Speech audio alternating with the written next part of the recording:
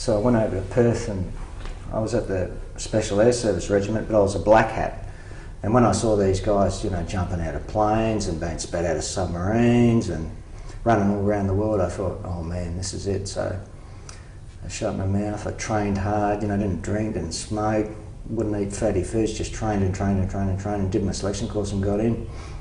And stayed there for about 5 years, but in 1992 they activated this Cambodia mission. The government said that they were going to assist in the electoral process in Cambodia, so that was my first involvement overseas with the United Nations. How did you feel about going over? Oh, great! I was really excited.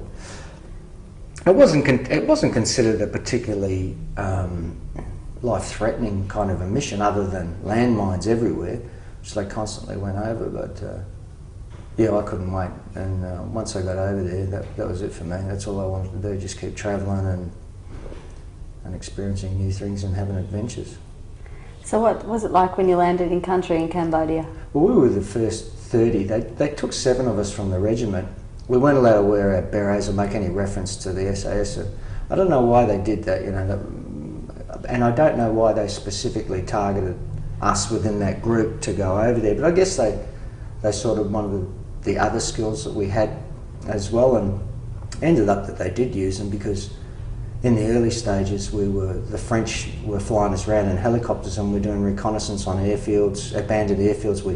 We'd look at what power supplies they have, we'd measure the distance, their orientation by the compass, so they could be used as, I guess, staging posts if anything went wrong in the mission. So that was a kind of ability that a normal technician wouldn't have, I guess. So, we're photographing it, we'd put them in documents and we'd hand them to the bosses. But basically my role was as an electronics technician, as part of a crew for 3 or 4 guys that would get together at a certain place within Cambodia. They set up a communications facility, because our job in the Australians was to provide communications. And we would just make sure the radios were up and running, information was going backwards and forwards. As they moved from Phnom Penh to the rest of the country, they would just put detachments out there that would provide a headquarter facility, a few UN people.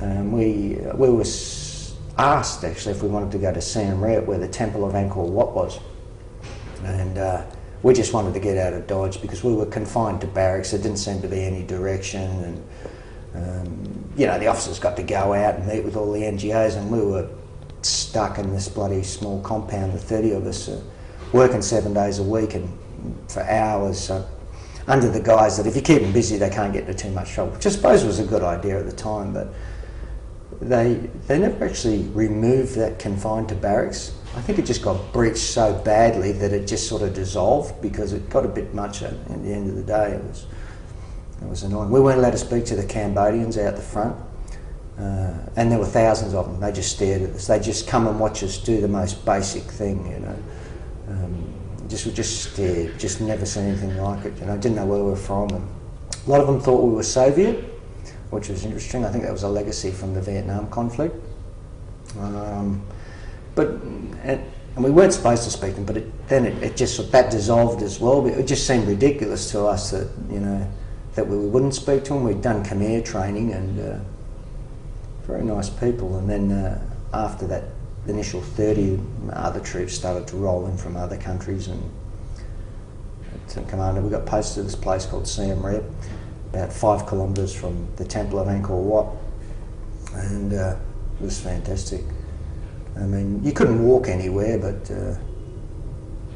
the people were nice. I think they'd had enough of fighting, and our area generally wasn't too bad. There's only a few incidences. They attacked the airfield there, and the DK troops did, and some Austrian tourist that had come over with his girlfriend tried to escape and went straight to the airport, got shot in the leg, and they pump the town with mortars every now and again, but nothing too bad. And the commander, General Wong Sapir, he was they said he was Cambodian, he was actually a chemical engineer from Vietnam, and his he was in charge of the military district that encompassed the Siem Reap area. He'd won a very decisive battle about a year before, and it was the first time that a big defeat was inflicted on the Khmer Rouge, so that area was generally safe. He was really a good general, and his men were tough, so the Khmer Rouge sort of steered off in another direction. And there's all this talk about free and fair elections was coming up too, so I guess they were waiting.